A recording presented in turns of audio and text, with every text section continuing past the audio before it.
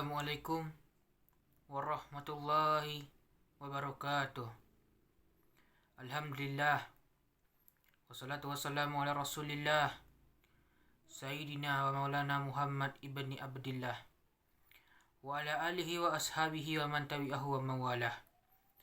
Asyhadu an la ilaha illallah wahdahu la syarikalah wa asyhadu anna sayyidana Muhammadin nabiyil ummi wa barik wa sallim. Qala Allah Ta'ala fil Qur'anil Azim wa huwa al-asqailin ya ayyuhallazina amanu taqullaha wa qulu qawlan sadida yusli lakum a'malakum wa yaghfir lakum dzunubakum wa yaghfir lahu wa rasulahu faqad fazal fawzan aziman. Ibadallah, usikum wa nafsi bi taqwallahi wa ta'atihi faqad fazal muttaqun. Saya tidak akan mengucapkan mukaddimahnya. Perkenalkan, saya Rifki Pendrenas Maulana dari jurusan PAI akan menyampaikan tentang manfaat dan dalil tentang tasawuf. Apa manfaat tasawuf tersebut? Manfaat tasawuf adalah mendekatkan diri kepada Allah dengan cara yang pertama, bersalawat. Nabi berjanji dalam salawat, man salla alayya salatan, barang siapa yang bersalawat kepada aku satu kali, sallallahu alaihi biha asrah, Allah kirimkan 10 kebaikan, funtun anhu wa ala sayan, ditutupi 10 silap dosa dan kesalahan, wa rufi'an lahu an sal darajat, dinaikkan 10 derajat tingkatan kemuliaan. Barang kedua untuk menolak bala, musibah, adalah banyak-banyak bersalawat. Allahumma salli ala sayyidina Muhammad wa ala ali Muhammad. Boleh. Allahumma al-fatihina sabakna silhaq ila bikasiratul mustaqim. Boleh. Yang awal panjang gimana? Gerak-gerakannya mulut, yang penting ikhlas. Inna salatakum maradatum alayya. Salawat kamu dibawa ke Masjid Nabawi, ke makam Nabi Muhammad sallallahu alaihi wasallam. Maka Nabi pun memohonkan ampunan untuk kita kepada Allah, insya-Allah. Dijauhkan dari mara bahaya musibah. Saudaraku yang dimuliakan Allah Subhanahu wa taala. Dia yang mendoakan kita, yang doanya selalu terima Allah, yang doanya tidak pernah ditolak Allah.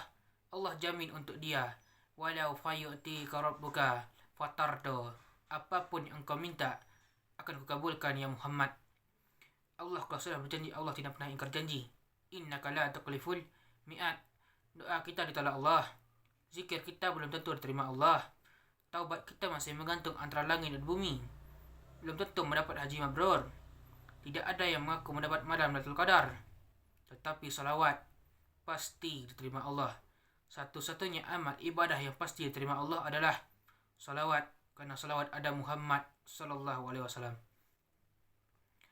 Adapun fungsi salawat dalam doa, berdoa atau membacakan salawat, doanya tidak akan sampai kepada Allah.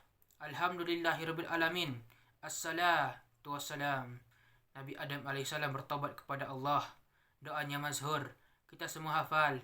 Apa yang tertulis dalam Quran, Rabbana zalamna anfusana wa illam taghfir lana wa tarhamna lanakunanna minal khasirin. Itu yang tertulis dalam Quran. Tetapi di dalam hadis dijelaskan, rupanya Nabi Adam alaihissalam bertaubat kepada Allah dengan menyebut nama Muhammad sallallahu alaihi wasallam. Loh, gimana ceritanya Nabi Adam menyebut nama Nabi Muhammad? Nabi Muhammad kan belum lahir. Apa yang dikatakan Nabi Adam dalam doa? Allahumma inni atawassalu bilika bijaika Muhammad. Aku minta ampun sama engkau ya Allah dengan menyebut nama Muhammad. Allah nanya bukan karena Allah tidak tahu. Allah mau tahu. Allah mau kasih tahu siapa yang tidak tahu dan yang tak mau tahu. Adam, dari mana kau tahu nama Muhammad? Ketika engkau menciptakan aku dari tanah ya Allah, fannafa'ta fi ruhi, lalu kau tiupkan roh ke dalam tanah itu, farafa'tu ra'si, lalu kau angkat kepalaku. Di saat aku angkat kepalaku, aku lihat di tiang aras ada tertulis nama Muhammad bersanding dengan namamu. Aku tidak tahu dia siapa, aku tidak tahu dia mau apa, tetapi tidak mungkin namanya bisa dekat dengan namamu kalau dia tidak memiliki kedudukan yang tinggi. Sebab itu aku menyebut namanya bertawasul kepada engkau ya Allah. Sebab itu kita berdoa, selalu nyebut nama dia dalam doa kita. Allahumma inni atawassalu bilaika bijahika Muhammad sallallahu alaihi wasallam. Anta yaghfir lana, dengan kemuliaan Muhammad, lepaskan kami dari segala kesulitan kami, Allah. Anta yaghfir lana umurana, mudahkanlah kami dari segala kesulitan kami, Allah. Kalau kita mintalah kepada Allah. Kalau kita berdoalah kepada Allah. Karena kita hina, tidak sanggup langsung datang ke hadapan Allah, datanglah kepada Muhammad sallallahu alaihi wasallam. Lanjut yang kedua, dengan cara bersabar. Dulu ada seorang ulama yang terkemuka yang diejek, dicaci maki, disumpah serapah, tetapi beliau tidak marah. Beliau tetap sabar. Siapa ulama tersebut? Dia adalah Imam Al-Hasan Al-Basri. Diejek, dicaci maki, disumpah serapah, tetapi beliau tidak marah. Malah beliau memberikan hadiah kepada orang yang telah menghina beliau. Apa dikatakan oleh orang tersebut? Wahai Imam Al-Hasan Al-Basri, sungguh kenapa engkau memberikanku hadiah yang paling mewah, yang paling bagus ini, sedangkan aku sering kali mengejek, mengolok-olokmu, mencaci makimu. Apa jawab Imam Al-Hasan Al-Basri? Wahai saudaraku, sungguh ketika engkau mengejekku, mengolok-olokku, mencaci makiku, di saat itulah pahalamu masuk ke dalam pahalaku. Dan itulah hadiah yang paling bagus, yang paling terbaik yang pernah engkau berikan kepadaku. Apakah itu tingkat sabar yang paling sabar? Tidak. Ada satu lagi. Dulu di zaman Sayyidina Muhammad sallallahu alaihi wasallam, di zaman Nabi kita, Nabi Muhammad sallallahu alaihi wasallam, dia diejek, dicaci maki, dibuli, disumpah serapah. Beliau sabar sampai beliau keluar dari kota Mekah dan beliau berjalan menuju desa, menuju tempat menaung berteduh.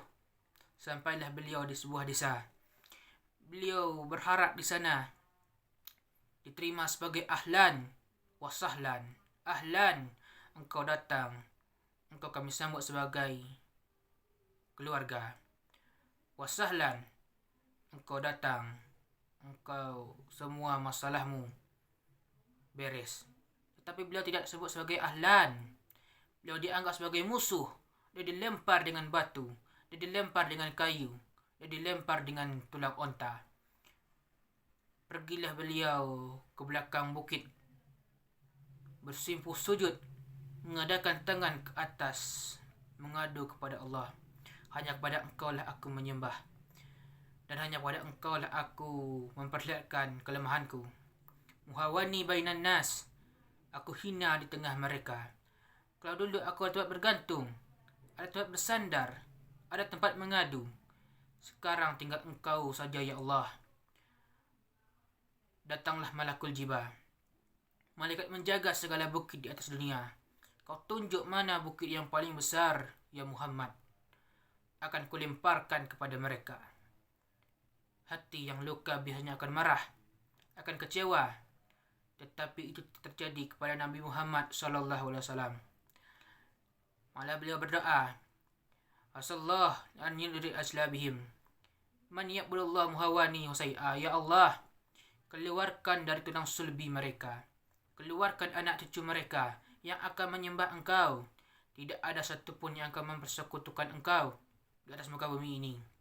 Hatinya terluka, pikirannya kacau, tetapi mulutnya tidak berkata-kata kasar.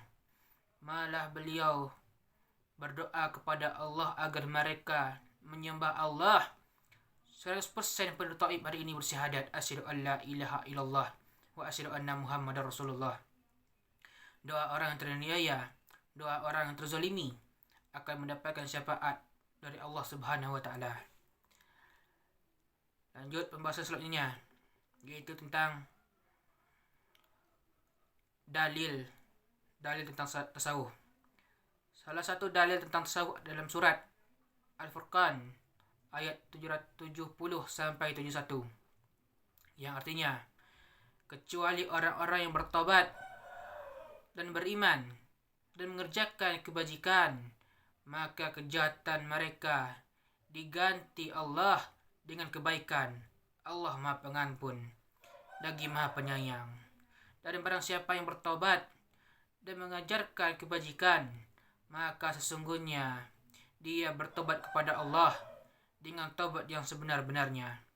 Makna dari dua ayat tersebut adalah ganjaran yang diberikan oleh Allah kepada orang-orang yang bersungguh-sungguh bertobat kepadanya, maka akan digantikan oleh Allah dengan hal yang tidak pernah kita sangka-sangka. Barakallahu dalam Al-Qur'anil Azim warfa'ni iza innahu huwal ghafurur rahim. Assalamualaikum warahmatullahi wabarakatuh.